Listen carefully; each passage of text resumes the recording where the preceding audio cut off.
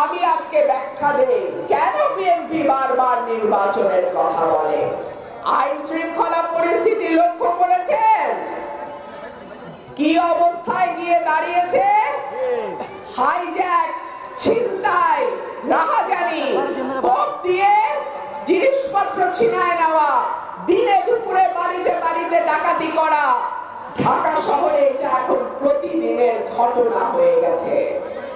রাজশাহীগামী বাস 3.5 ঘন্টা ধরে সেই বাসে ডাকাতি হয়েছে।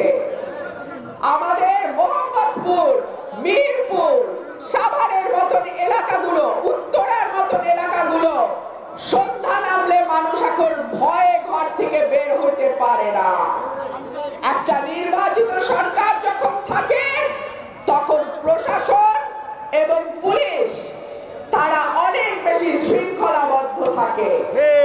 একটা নির্বাচিত সরকার যখন থাকে তখন কেন্দ্র থেকে তৃণমূল পর্যন্ত একটা ল এন্ড অর্ডার, আইন শৃঙ্খলা পরিস্থিতি সঠিকভাবে চলতে যেন পারে সেই জন্য একটা সংঘবদ্ধ শক্তি থাকে।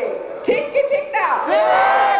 আর যখন দেশে অনির্বাচিত সরকার থাকে, দীর্ঘ সময় থাকে, তখন আইন শৃঙ্খলা পরিস্থিতির এইরকমই অবস্থা হয়।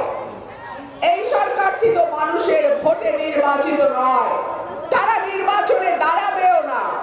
চাইলের কেজি 100 টাকা হইলেই বা তাদের কি যায় আসে। কিন্তু আমাদের মতন যারা সাধারণ মানুষ, আমরা যারা ভোটের আশায় আপনাদের দরজায় দরজায় ধাক্কা দেই, আমাদেরকে ভাবতে হয় জিনিসপত্রের দাম বাড়লে মানুষ আমাকে আর ভোট দিবে না।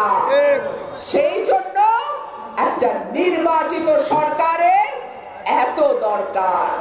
এই দেশের মানুষ এই দেশের মালিক, এই মালিকানা তাদের কাছ থেকে কেড়ে নেওয়ার চেষ্টা করবেন না।